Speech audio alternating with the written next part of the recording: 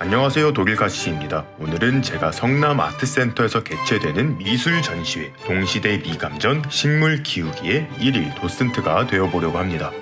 5월 27일부터 7월 3일까지 개최되는 이번 식물 키우기 미술전은 살아있는 진짜 식물이 주가 아닌 세계적으로 유명한 8분의 작가님들의 작품을 통해 예술가들이 바라보는 식물과 정원에 대해 생각해 볼 수 있는 전시회예요. 저는 솔직히 미술에 대해서 아는 것이 많지 않다 보니 전시회를 가는 순간까지 겁을 살짝 먹었는데요. 막상 전시회장에 도착하니 도슨트 선생님께서 반겨주셨고 저를 포함한 여러 관람객들의 인솔을 맡아주시고 이번 전시회의 작품들에 대해서 열정적이고 재미있게 설명을 해주셨어요. 미술작품 관람을 마치고 나서는 오일 파스텔로 식물과 꽃을 그려볼 수 있는 강좌에도 참여해 보았는데요. 미술작품 관람도 재미있었지만 이 식물 그리기가 정말 취향 저격이었습니다. 저는 제가 가장 좋아하는 식물 중 하나인 수국을 정말 열심히 그렸는데요. 처음에는 굉장히 난감했어요. 크레파스도 아닌 것이 물감 같지도 않고 이것으로 그림을 그리고 색을 칠한다는 게 가능할까? 라고 생각했는데 강사님의 도움으로 멋진 작품 하나를 만들어 올 수 있었습니다. 작가님들의 작품을 보면서 작품에 대한 설명을 들으니 내가 키우고 있는 이 식물이라는 것이 굉장히 큰 예술적 상징성을 가지고 있구나. 그저 식물을 키우는 것이 아닌 식물을 통해 인간관계에 대한 혹은 우리 인간의 삶에 대하여 되돌아볼 수 있구나 하는 나름 예술적 철학을 딱 깨치고 돌아온 것 같아요. 8분의 작가님들의 작품을 짧게나마 소개할 수 있어서 너무 영광인데요. 모든 작품을 다 소개해드리진 못하고 저에게 감명 깊었던 작품들을 위주로 여러분들께 소개해보겠습니다. 김미영 작가님의 선라이트 하우스입니다. 식물의 모습을 구체적으로 표현하는 것이 아닌 추상적이며 인상적으로 표현한 작품인데요.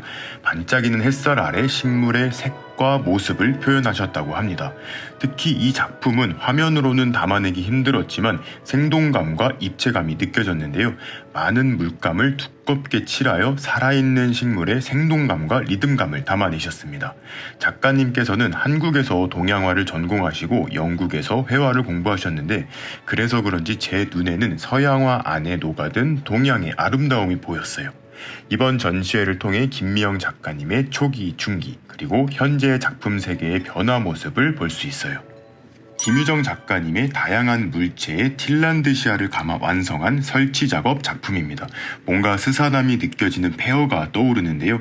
인간의 이기적인 마음으로 자연을 우리 삶에 끌어온 것에 대한 작가님의 느낌을 표현하셨다고 합니다. 하루에 3번 수분을 공급하며 관리하고 있다고 해요. 이 작품은 중간 서식지라는 이름을 가진 프레스코화예요. 물감을 먼저 칠하고 깎아서 표현하는 기법으로 만들어진 그림인데요. 보시면 인간의 모습은 볼 수 없고 식물만 있죠.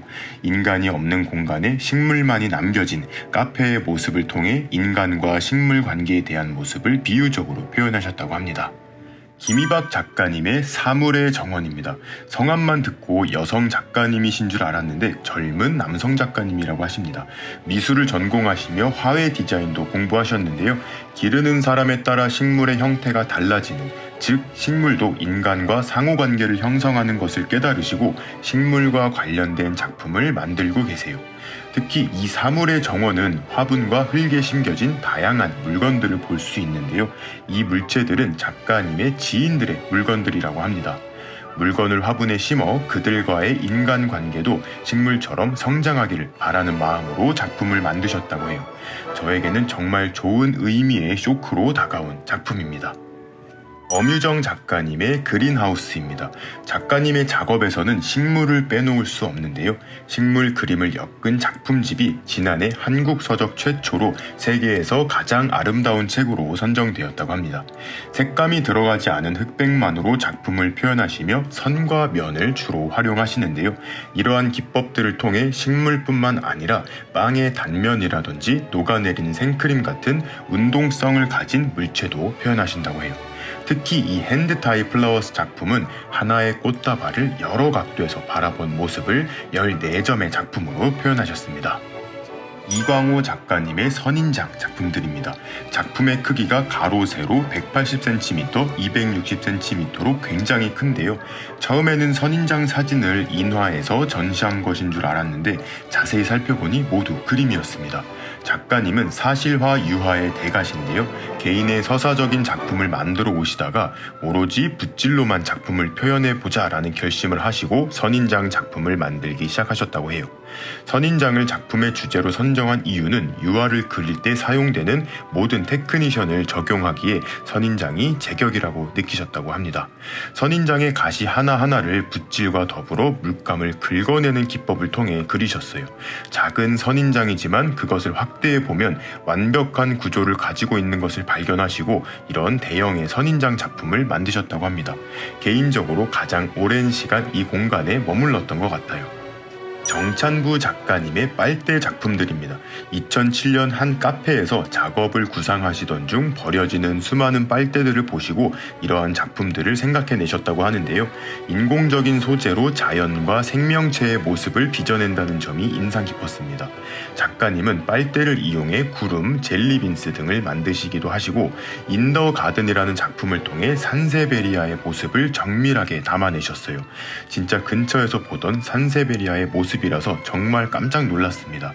가까이 다가가지 않고서는 빨대라는 생각이 전혀 들지 않는 멋진 작품이었어요. 작가님께서는 스스로를 환경운동가라고 생각하시지는 않지만 우리 모두가 빨대를 비롯한 물건들을 너무 쉽게 버리지는 않았으면 하는 마음을 작품을 통해 담아내셨다고 해요. 팀 보타의 탐의 껍질입니다. 팀 보타는 한 명의 작가님이 아닌 여러 작가님들이 모여 만든 하나의 팀인데요. 보타니컬, 즉 식물학을 미술과 접하여 자연을 형상화한 작품들을 만들고 있습니다. 살아있는 식물을 통해 인간의 오감을 만족시킬 수 있는 작품을 추구한다고 하는데요. 예술은 어려운 것이 아니다 라는 것을 알려주기 위해 접하기 쉬운 재료와 주변에서 쉽게 볼 수 있는 식물들로 작품을 구상한다고 합니다. 전시장의 특성상 후각과 시각 위주의 작품들이 전시되고 있어요. 마지막으로 허윤희 작가님의 나뭇잎 일기입니다.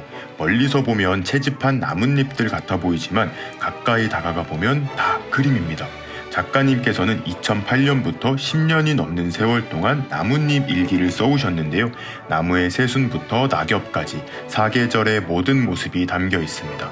나뭇잎 그림과 함께 써오신 일기를 통해 작가님의 내면과 사회 이슈 등도 볼 수 있는 오랜 세월이 담긴 작품이에요. 나뭇잎 일기에는 나무의 이름이 쓰여 있는 게 있고 없는 게 있는데요. 이는 작가님이 이름을 알고 있는 경우 이름도 같이 적어 놓으셨다고 해요. 자, 이렇게 8분의 작가님들의 작품을 아주 살짝 살펴보았는데요. 제 설명은 전시관에 계시는 도슨트 선생님들에 비하면 정말 미흡한 점이 많아요. 식물과 관련된 이번 미술 작품들에 대해 더욱 재미있고 심도 있는 설명을 듣고 싶으신 분들은 성남아트센터에서 진행 중인 식물 키우기 동시대 미감전에 꼭 한번 와보시길 바라며 영상 마무리하도록 하겠습니다. 그럼 오늘도 재미있게 보셨거나 도움이 되셨다면 구독과 좋아요 그리고 알림 버튼까지 눌러주시면 감사하겠습니다.